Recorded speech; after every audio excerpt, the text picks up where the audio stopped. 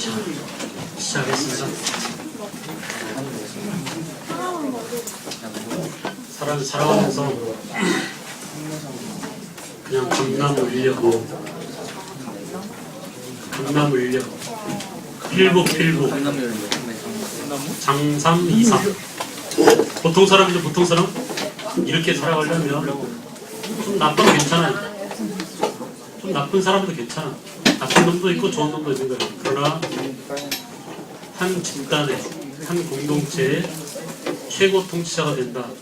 대통령이 된다. 이 정도쯤 되려면 좋은 사람이라 됩니다.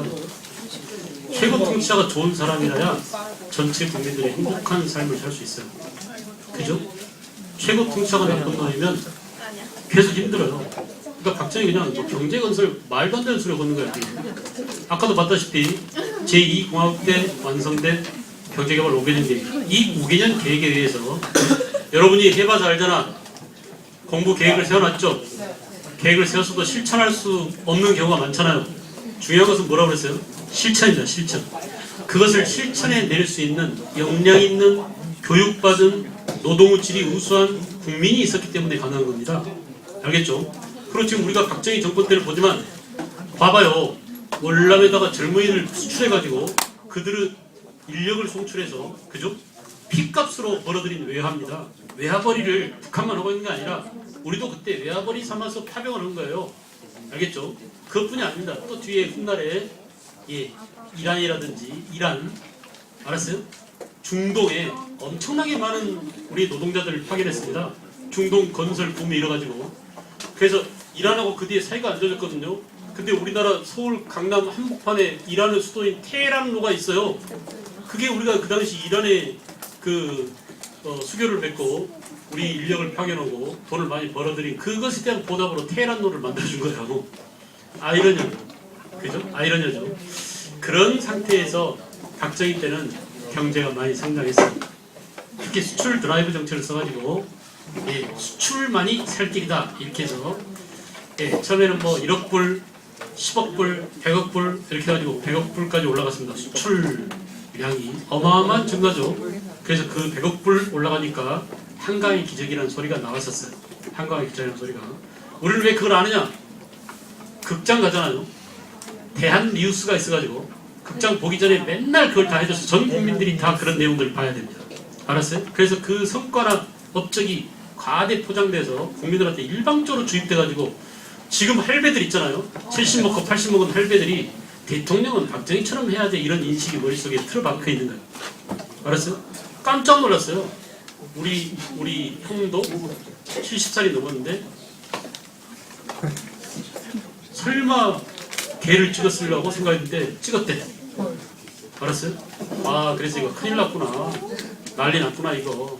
그래서 제 생각은 진짜 민주주의가 제대로 되려면 그 세대들이 순환이 돼야 이제 비로소 민주주의가 될 가능성이 제대로 된 가능성이 열린다고 봅니다. 그래도 우리가 그런 것들을 견디고 앞당기고 오려면 여러분들이 투표를 많이 해야 돼요. 아직 투표권이 없는 여러분한테 이 소리를 해서 좀 그렇지만은 젊은 여러분들이 우리의 미래를 결정하는 법을 만들고 제도를 만들고 시스템을 만들어야 되는데 지금 이제 우리는 현 대통령의 아버지 대통령 박정희 대통령의 업적을 지금 봅니다. 거기 봐보세요. 다시 77페이지로 왔습니다. 77페이지. 한일협정 베트남 파병 몇 년이라고 그랬어요? 이거 연대를 좀 알아둬라. 몇 년이라고? 65년. 베트남 파병 한일협정 65년이고요. 6.3 사태 이건 일본 한일협정 반대에 의한 시위였죠. 그리고 65년에 한일협정이 체결됐습니다. 체결된 건 65년이야. 베트남 파병도 마찬가지고. 그리고 제6대 대통령 선거가 치러지고 6대 대통령 선거. 자, 대통령이 당선됐어요. 그런데 한번 꽃감을 빼먹어 보니까 맛있잖아요. 중독이 되죠. 권력이 중독이 됩니다. 그래서 한 번만 더 해먹으면 안 될까라고 헌법을 뜯어고쳤어요. 이게 바로 무슨 개헌이에요? 삼선 개헌이에요. 누가 해먹던 버르장머리입니까 이거? 앞에서 이승만이 했던 버르장머리죠. 제가 서두에 그런 얘기 했었죠. 우리나라 민주주의는 완전히 너덜너덜 누더기가 돼가고 있다. 그래 안 그래? 그래서 이렇게 누더기로 만들고 있는 것입니다. 헌법을 바꿨어요. 나 박정희는 경제개발 5개년 계획을 지금 한참 추진하고 있는데 나 같은 사람이 계속 해야 이 계획이 제대로 추진되지. 딴 사람이 대통령은 안 돼. 내가 다시 나와야 돼. 그런데 헌법이 지금 구원밖에 못하게 돼 있어. 한 번 더하게 바꿔주면 안 될까? 라고 이게 바로 뭐야? 삼선 개헌이야. 알겠어요? 그래서 1967년에 대통령 선거에서 당선된 이후에 69년 삼선 개헌을 추진했습니다. 이 삼선 개헌을 반대했었어요. 이제 삼선 개헌 해주면 저 대통령은 영원히 대통령 올라갈 것이다 라고 그 당시 김대중 후보가 말했습니다. 그리고 아니나 다를까 삼선 개헌을 하고 난 다음에 대통령 선거에 또 출마했어요. 여러분 개헌을 했지만 공화국이 바뀌어요? 안 바뀌어요? 안 바뀌어요. 시스템은 그대로야. 한 번 차수만 더 대통령을 더 올 수 있게만 해놨어요. 그러니까 우리가 공화국을 뭐라고? 제3공화국이라고 한 겁니다. 알겠죠? 그래서 1971년 7대 대통령 선거가 치러졌습니다. 이 7대 대통령 선거의 라이벌이 누구예요? 이제 김대중과 박정희였어요. 알겠어요? 그래서 김대중과 박정희가 붙어가지고 결국은 90만 표 차이로 김대중이 졌습니다. 떨어졌어요. 이때부터 전라도와 경상도의 지역색의 의관 투표가 심화되게 됐어요. 지금까지도 고쳐지지 않는, 경상도는 무조건 다 새누리당, 전라도는 무조건 다 민주당, 이렇게 그 투표를 하는 그런 색깔이 언제부터 나타나기 시작했느냐? 71년 김대중 박정희의 대결로부터 나타나기 시작해요. 그런데 문제는 뭐예요? 아까 조봉암을 죽였잖아요. 이승만이. 왜 죽였어요? 조봉암이 너무 투표수가 많아서. 전체 투표에 얼마 정도 먹었다고? 30% 먹었다고 조봉암을 죽였잖아요. 근데 지금 김대중은 어때요? 거의 71%까지 올라왔어요. 그러니까 71년에 치러진 이 김대중과 대통령 선거에서는 거의 뭐 90만 표 차이로 코앞까지 턱밑까지 올라왔어요. 그러니까 위기감을 느끼 안 느껴? 다음에 또 선거면 내가 떨어지겠구나라는 위기감을 느꼈죠. 그래서 이걸 타개할 목적으로 다시 헌법을 뜯어고친 게 뭐예요? 유신 헌법이다. 됐어요? 그래서 1972년 10월 유신이 채택이 되고 결국 유신 헌법이 제정되게 됐습니다. 유신 헌법을 제정할 때 제가 중학교 2학년인가 그랬어요. 근데 저는 전라도 광주 조선대학교 부석중학교를 나왔는데 바로 옆에 대학교가 있었거든요. 조선대학교가. 대학생들이 막 계속 데모하는 거야. 스크럼 짜고 막 으쌰으쌰하고 돌아다녀요. 보니까는 이걸 반대하느라고 그런 거예요. 그래서 그때부터 이제 형들이 저러는 거 보니까 대통령이 나쁜 놈인가 보다라고 지금부터 인연을 맺기 시작했어요. 박정희하고 나쁜 악연을 맺기 시작했어요. 그래서 결국은 10월 유신에 의해서 결국 8대 대통령 선거에 이거 이제 10월 유신은 우리가 뒤에 보면 알겠지만은 거기 보세요. 78조 7.4 남북 공동성명이 바로 이때 있었죠. 자, 아주 중요해요. 7.4 남북 공동성명은 유신헌법이 만들어지기 직전입니다. 자, 7월 4일날 당시 중앙정보부장, 남한의 중앙정보부장인 이후락이 몰래 김일성을 만나러 헬리콥터 타고 이북으로 넘어갔어요. 그래서 누구랑 회담을 했느냐? 당시 북한 부주석인 김영주라는 작자하고 만나서 비밀 회담을 했습니다. 그리고 그 회담 결과를 발표한 게 7.4 남북 공동성명이에요. 알겠죠? 7.4 남북 공동성명은 출제 1수냐? 출제 1수에 무조건 별표 앙창해놓고 중요합니다.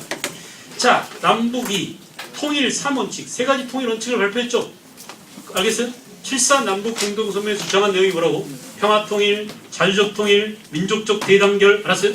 자주통일, 평화통일, 민족적 대단결. 78쪽 오른쪽 7.4 남북 공동성명 찾았어요?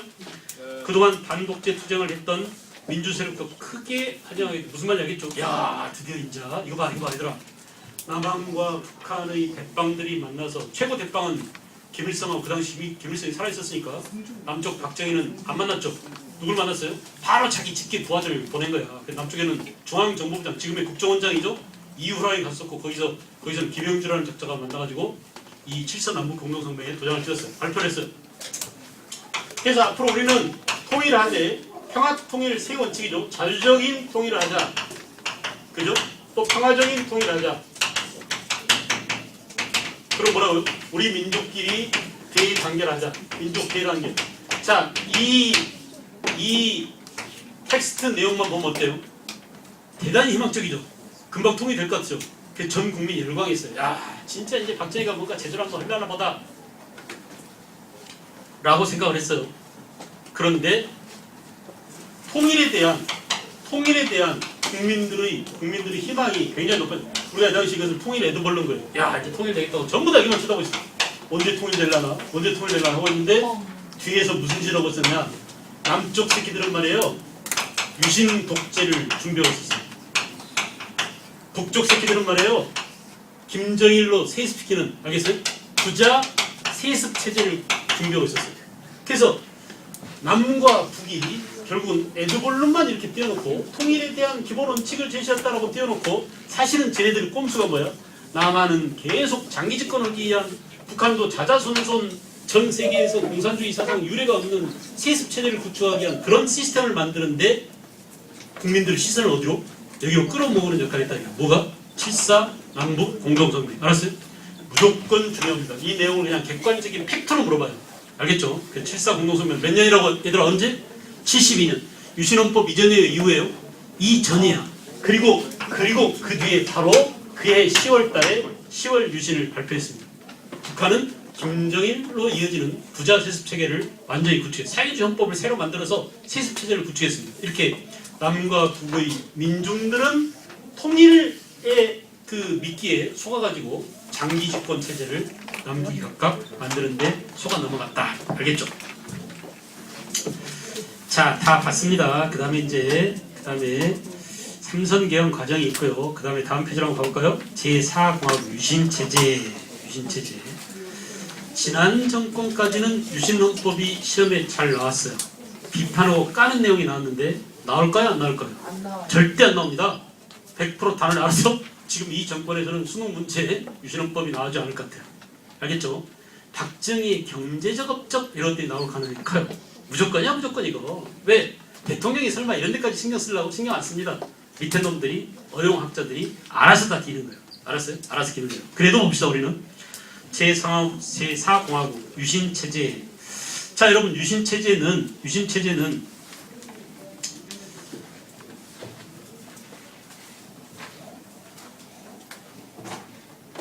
이런 거예요.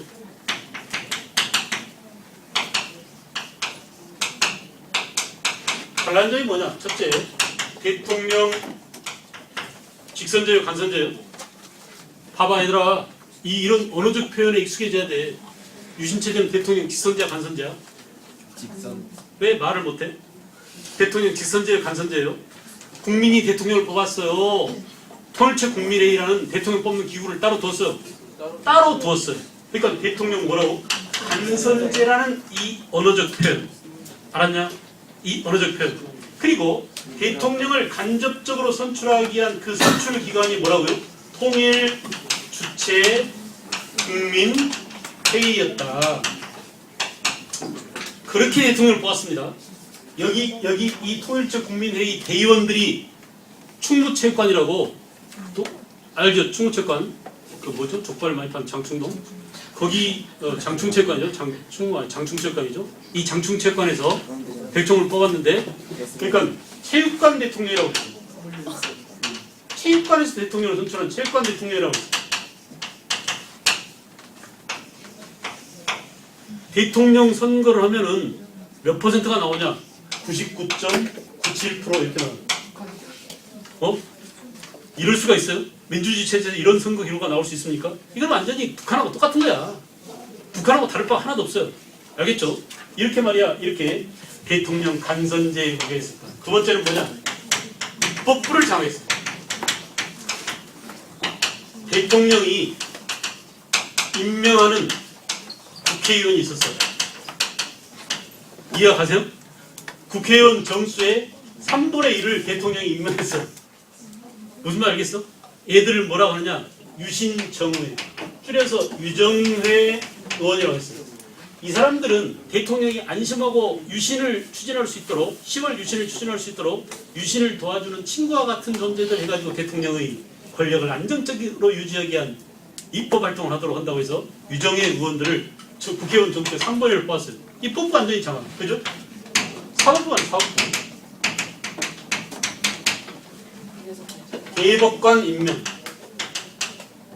대법원장도 대통령 임명. 대법관도 임명. 그러니까 결국 뭐냐? 대통령이 종신 대통령. 알겠죠? 종신 대통령이 가능하도록 만들어 놓은 게 바로 10월 유신체제다 이거 대통령. 자, 이렇게 유신체제는 헌법을 완전히 뜯어고쳐서 권력구조를 재편했기 때문에 몇 공화국이라고? 제4공화국이라고 공화국의 체제가 완전히 바뀌었다. 알겠죠? 제4공화국. 보겠어요? 제4공화국. 자, 배경. 닉슨 대통령이, 미국 대통령이 냉전체제를 완화시키는 그 조치를 내렸죠? 데땅트라고 그러죠. 데땅트. 들어봤어요? 프랑스 말로 긴장 완화 이걸 데땅트라고 합니다. 데땅트라고 써놓으세요. 옆에다가 데땅트.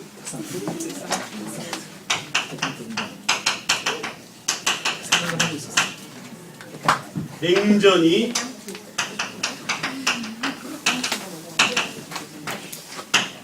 냉전 체제를 깨뜨리고 이제 동서 진영이 동은 공산주의 진영이죠. 서방 진영은 자유민주주의 진영이죠. 이렇게 둘이 서로 화해하는 무드로 간다 이거야. 그 화해 무드를 조성한 게 바로 누구라고요? 닉슨 대통령이다. 그래서 냉전 체제가 완화되고 미국과 중공이 그 당시는 중국 공산당 중공이라고 그랬죠. 중공이 수교하게 되고 주한미군 일부가 철수하게 됐습니다. 그래서 남북 교차 승인안을 제시하기도 하고 이렇게 점차 화해 무드로 가더라. 그 다음에 그 당시 우리나라 사람들이 경제 불황으로 국민들의 불만이 크게 고조되고 있었다. 또 야당은 득표율이 우리가 봤다시피 크게 증가했었다. 김대중 후보의 득표율이. 그래서 명분은 뭐냐? 국가안보를 야 봐봐 주한미군이 지금 다 빠져나가고 생겼어. 그럼 북한이 쳐들어오면 우리 누가 지키냐? 북한하고 통일로 하려고 그랬는데 갑자기 세계 정세가 변해가지고 한반도가 위험하다. 우리가 우리 스스로를 지키기 위해서는 자주국방을 하기 위해서는 다시 대통령한테 강력한 권한을 줘야 된다. 민주주의도 좋지만 우리는 서구의 민주주의보다는 우리식 민주주의를 주장했습니다. 그래서 뭐라고 그래요? 한국적 민주주의를 주장했습니다. 이게 바로 유신헌법 때 나온 대표적인 표현입니다. 한국적 민주주의. 근데 우리는 민주주의 앞에 수식어를 붙일 수 없는 거야. 민주주의는 인류 보편적인 가치이고 정치 시스템이지 태국식 민주주의, 중국식 민주주의, 한국식 민주주의 이렇게 민주주의가 변형되면 그건 민주주의가 아니래요. 알았어요? 민주주의는 링컨이 말한 대로 all the people, by the people, for the people, 국민을 위한 국민의 정치로서 모든 권력은 국민에서 나온다라는 그런 전제하에 민주주의가 전개돼야 되지. 야 한국만 좀 북한과 대치 중인 특수한 상황이니까 이렇게 한국이라는 특수 상황을 내세워서 북한하고 대치 중이다라는 말이 나오면 그 새끼는 나쁜 놈이야. 알았어요? 뉴스에서 어떤 놈이 나와서 북한하고 대치 중인 긴급한 상황이 이렇게 나쁜 놈? 그런 말을 한 놈들은 무조건 나쁜 놈이야. 그걸 이용해서 뭔가 이득을 챙기거나 자기 권력을 강화하거나 재집권을 노리거나 하는 놈들이라고 봅니다. 역사적 경험으로 그렇습니다. 알겠죠?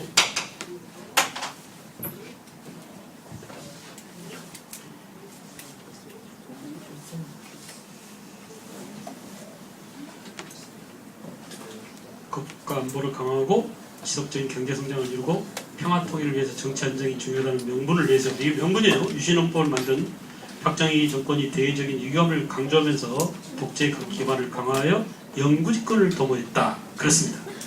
비상계엄을 선포하고 기존에 있던 국회를 다 해산시켜버렸어요. 정당 정치활동을 완전히 금지시키고 계엄령을 발표해서 국회를 마비시킨 다음에 유신헌법 개헌을. 그때 중학교 내가 몇 학년이었다고? 2학년이었죠. 나한테 만화가 왔어요. 유신헌법이 왜 중요한지 나한테 만화가 왔어요. 2학년짜리한테. 그래도 엄마한테 갖다 드리래. 근데 그때 유명한 만화가 신동우 화백이라고 한번 쳐보세요. 바로 나옵니다. 신동우 화백이라고. 아주 유명한 화가 만화가예요. 이 사람이 전 국민적인 홍보를 만들어가지고 다 뿌렸어. 엄마 아빠 갖다 줬어. 그래가지고 이거 보고 투표할 때 꼭 참고라고 엄마 아빠를 유신헌법에 찬성하게 만들라고 그렇게 교육시켜서 집에 보냈어요. 알았어요? 중학교 2학년인 나한테. 내가 역사 선생님 올지는 몰랐겠죠. 아마. 알았어요? 내가 역사를 가르칠지는 몰랐겠죠. 이렇게 유신체제를 선전하고 결국은 끌고 갔습니다. 찬성할 것을 강요했다 이거야 지금. 그 다음에 유신체제 동요 보세요. 결국 이제 유신체제가 오래갈 것 같았던 유신체제가 동요 이전에 밑에 헌법 내용을 좀 봐봐. 대통령 뭐라고요? 간선제. 누가 뽑았다고? 말로 해봐. 누가 뽑았다고? 통일치 국민의 대의원들이 뽑았다. 서울에 있는 장충체권에 모여서 대통령을 뽑았다. 98% 이상의 찬성표를 얻었다. 그렇습니다. 대통령 권한 입법부, 국회의원 3분의 1을 임명하고 사법부, 헌법위원회, 대법원 판사 검찰 총수 임명권까지 완전히 사업부를 장악. 긴급조치권 중요 표시하세요. 긴급조치권. 이 긴급조치권은 대통령은 명령에 의해서 유신헌법이나 대통령을 비방하는 자는 영장 없이 구속하고 중형을 선고할 수 있게 한다. 긴급조치 1, 2, 3, 9. 여러분 웃기는 거야. 원래 법이라는 것은 수직 계열화되어 있어요. 이 법 테두리 안에서 헌법 테두리 안에서 뭐가 만들어져야 돼? 법률이 만들어져야 돼. 그죠? 법률 테두리 안에서 뭐가 만들어야 돼? 규칙이 제정돼요. 규칙 안에서 뭐가 만들어야 돼? 명령이 만들어야 돼. 알겠죠? 대통령령, 국무총리령 또는 교육부 장관령 이런 것들은 법률 가운데 제일 하위의 명령에 해당됩니다. 알았어요? 그러니까 우리가 어떤 법률을 해결한다라고 할 때 가령 예를 들어서 위안부에 대한 그 일본과 합의를 한다라고 하면 그 합의를 할 때 생각할 때는 국회에서 토론해야 돼. 야, 내가 지금 아베 만났는데 아베 새끼가 이렇게 해서 우리랑 합의하자고 그러니까 여러분들 어떻게 하면 좋겠어요? 라고 물어봐야 돼요. 그 국회의원들이 나 국민의 대표니까 찬성하겠습니다. 좋아요. 그대로 합시다라고 하면 국민들의 의견이 반영된 무엇으로 만들어져야 돼? 법률로 만들어져. 법에 의해서 권력을 행사해야 됩니다. 근데 이거 다 무시야. 개무시야. 그리고 지금 명령 내려가지고 대통령령으로 무엇이든지 다 해버리는 거야. 알았어요? 그래서 이게 뭐냐? 지 예비가 했던 짓을 그대로 본받은 겁니다. 지 예비가 긴급조치권 이게 바로 대통령 명령으로 모든 헌법에 대한 권한까지도 다 가지려고 하는 그런 나쁜 버르장머리를 지금도 갖고 있습니다. 그래서 대통령의 명령에 의해서 유신헌법이나 대통령을 비방하는 자는 영장 없이 구속하여 이거 웃기는 거죠. 완전히 그래 안 그래. 그래서 에이 더러운 세상 못 살겠네라고 한마디 했다가 졸지에 파출소 끌려가가지고 바로 깜빵간 사람도 있다 이겁니다. 그런 정도로 무서운 험악한 세상이었어요. 그러니까 말을 못해요. 말을 못해요. 그래서 이렇게 온 국민한테 자갈을 채워놨다 이거다. 긴급조치 구호 내용을 일부러 한번 보세요. 각호의 회의를 금한다. 유언비어 날조, 유포하거나 사실을 왜곡하여 전파하는 행위, 집회, 시위 또는 신문, 방송, 통신 등 공중전파 수단이나 문서, 도서 등의 표현물에 의하여 대한민국 헌법을 부정, 반대, 왜곡 또는 비방하거나 그 개정 또는 폐지를 주장하거나 청원, 선동 또는 선전하는 행위. 아무것도 못하는 거죠. 학교 당국 지도 감독에 행하는 수업, 연구 또는 학교장의 사전 허가를 받았거나 기타 의례적 비정치적 활동을 제외한 학생들의 집회 시위는 절대 금지입니다. 이 조치를 공경이 이걸 비방하는 거 이것도 죄에 해당되죠. 이 조치 또는 이에 의한 주무장관의 조치에 위반한 자는 법관의 영장 없이 법이 필요 없어. 이거 봐. 이걸 위반했다고 이걸 뛰어넘어서 구속시켜버리는 거예요. 그러니까 완전히 무소불위의 권력을 휘둘렀죠. 이게 완전히 이제 제가 79년 대학생이었는데 정말 못 살겠더라고요. 그러니까 우리가 좋아하는 음악도 못 들어요. 음악이 좀 유행했다면 왜 불러 이런 노래가 있었는데 왜 불러 이런 노래도 금지곡이야. 알았어요? 뭔가 사회에 위화감을 조성한다고. 김추자라는 여자가 있었어요. 지금도 춘천 사는데 할머니예요. 지금은. 근데 그 당시에 최고 인기였습니다. 지금의 뭐 아이유보다 훨씬 더 인기가 많았어요. 전 군인들 다 쓰러뜨렸어요. 알았어요? 그 김추자라는 사람이 부른 노래가 거짓말이야. 거짓말이야, 거짓말이야, 거짓말이야 이 노래가 있는데 금지곡 됐어요. 금지곡. 금지곡. 대통령이 뻥친다고 이렇게 그 속에 뭐만 유행했냐? 월남에서 돌아온 김상사 뭐 이런 노래만 유행했어요. 네? 노란 샤스 입은 사나이 이런 것들만 유행했어요. 이런 식으로 말이야 완전히 사회가 하고 싶은 것들은 전혀 못하게 쓸데없는 것만 강요하는. 그리고 학교에서 우리가 목검 들고 총검수로 그랬다니까요. 교련복 입고. 무슨 말 알겠죠? 이런 사회에 살고 싶으십니까? 절대 못 삽니다. 우리는 절대 그렇게 살 수 없어요. 우리 자식한테, 우리 후배들한테 그런 나라를 물려주고 싶지 않아. 알겠죠? 그래서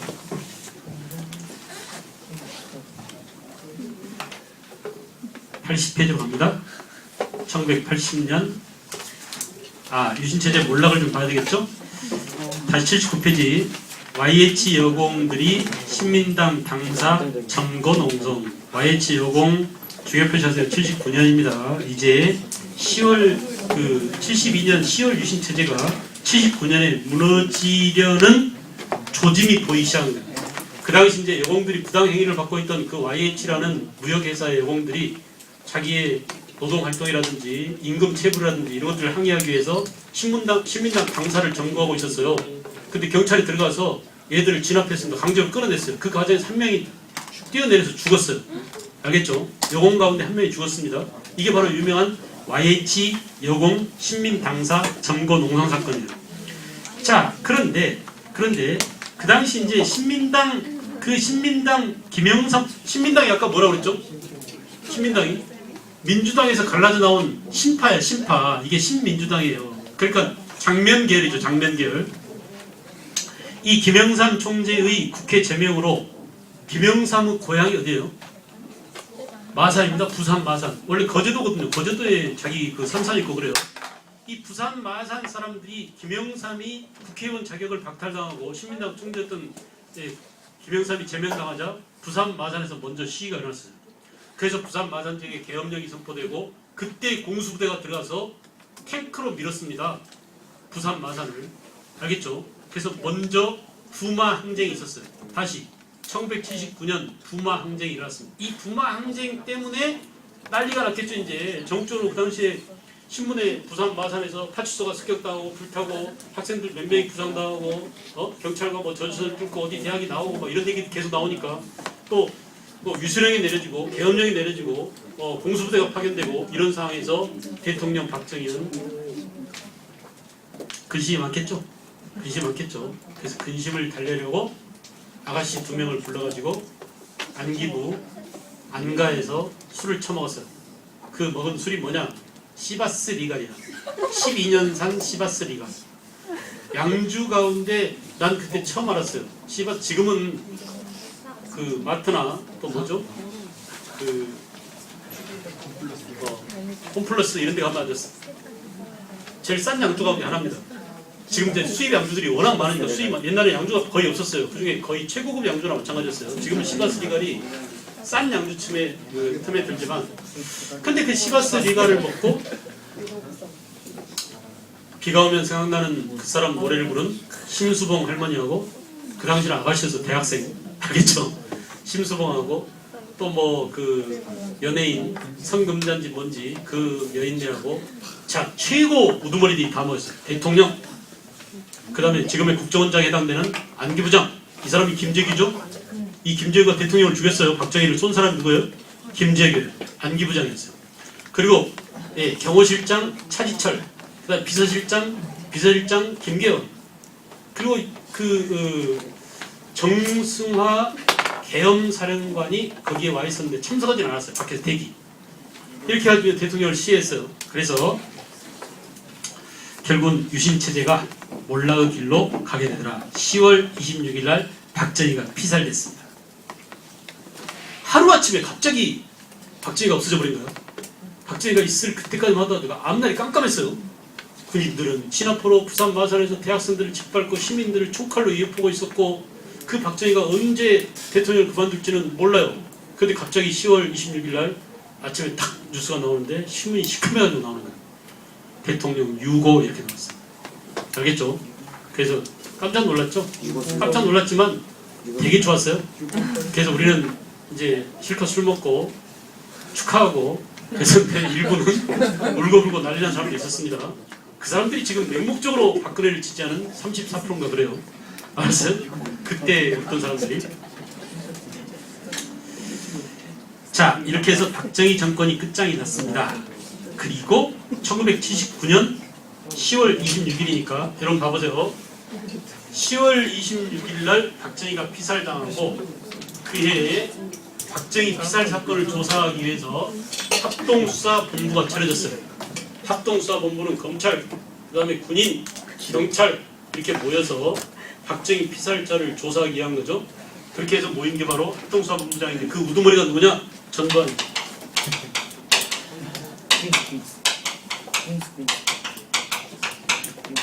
투스타일.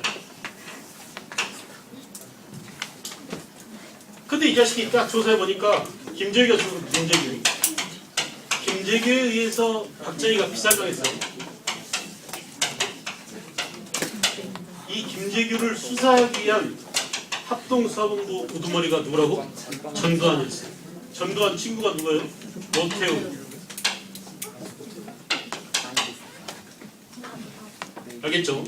기타 뭐 박준병, 정호용 내가 아는 이름들이 많이 있는데 여러분들은 이미 다 뇌리에서 잘 기억도 못하고 잘 알지도 못하는 사람들일 거예요. 다 살아있어요. 멀쩡하게. 다 살아있어요. 잘 살고 잘 처먹고 있어요. 알겠죠? 그런데 가만히 보니까 얘가 그 박정희를 죽였는데 너무나 허술하기 짝이 없어요. 우리나라 권력. 그래서 당시 전방을 지키고 있던 노태우 군대를 끄집어다가 당시 여기에 참여했던 정승화를 체포합니다. 별 4개짜리 정승화를 별 2개짜리들이 체포했어요. 이게 바로 뭐냐? 1979년 12월 11일 일어난 12.12 사태. 그래서 박정희 후배들인 새로운 군부가 이걸 뭐라고 해요? 신군부라고 해요. 신군부가 다시 쿠데타를 일으켰다. 쿠데타잖아. 쟤네들이 권력을 장악하기 위해서 지상관을 체포하고 권력을 장악했습니다. 그래서 실질적으로는 전두환이 권력을 장악한 게 12.12 사태입니다. 이게 바로 뭐라고? 12.12 사태. 신군부 쿠데타다 이거. 알겠죠? 그래서 12.12 사태가 일어나고요. 그 다음에 그 전에 이제 10대 대통령을 선출했죠. 대통령이 없어졌으니까 대통령을 다시 뽑았어요. 똑같은 헌법에 의해서, 유신헌법에 의해서. 이때 뽑힌 사람이 누구라고? 최규하를 대통령으로 임시로 선출했다. 10대. 그 다음에 12.12 쿠데타를 일으키고 80년 5월달에 국가보위 비상대책위원회를 만들었어요. 신군부가 정권을 장악하기 위해서 만든 기관이 뭐라고? 국가보위 비상대책. 아까 5.16 이후에 박정희가 만든 권력기관이 뭐라고 그랬어요? 국가재건 최고회의라고 그랬죠. 박정희 후 국가재건 최고회의와 마찬가지로 바로 이 당시에 국가보위 비상대책위원회를 설치하고 1980년 5월달에. 자, 그런데 보세요. 우리는 그 당시 대학생이었던 저는 이 당시에 이놈들 얘기를 다 들었습니다. 전두환, 노태우 이런 놈들이 지금 움직임이 심상치 않아. 그 당시에 유신잔당이 신현악 이놈이 제일 나쁜 놈이었거든요. 이 사람이 신현악이 이승만 정권 때부터 장관하던 놈이야. 아직까지 살아있었어요. 그러면서 이놈들이 다시 그 유신헌법을 되살려하고 유신잔당들이 꿈틀거리겠다라는 소리 들었어요. 그래서 얘들을 상대로 해서 데모를 펼칩니다. 이게 언제냐? 1980년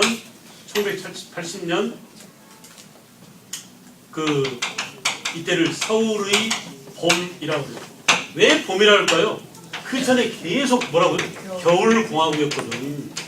언론 출판 집회 결사 저해가 없는 그야말로 유신헌법 시대에 긴급조치 1호부터 9호까지 있었던 그런 꽁꽁 얼어붙은 자유가 꽁꽁 얼어붙은 겨울에서 이제 드디어 해방됐다. 서울의 봄이 찾아왔어요. 그래서 이때 마음껏 데모했어요.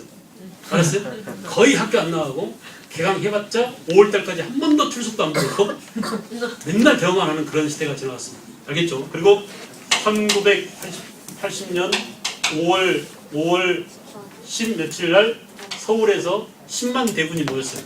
그래서 서울역 광장에서 모여가지고 시청 앞 광장에서 모여가지고 일 회전을 했습니다. 그 다음에 이제 군부 움직임 이상에 잠깐 집에 들어가 있자라고 했는데 5월 17일 날 그동안 박정희가 죽은 이후 내렸던 계엄이 전국을 확대했어요. 사실상 전국적으로 계엄했는데 제주도만 계엄이 아니었거든요. 근데 제주도까지 계엄령이 내린 거야. 그래서 계엄령 전국 확대로 합니다. 그래가지고 1980년 5월 17일 자정을 기해서 결국 서울의 봄이 끝나고 5월 18일 날 자정에 나는 이 방송을 들었어요.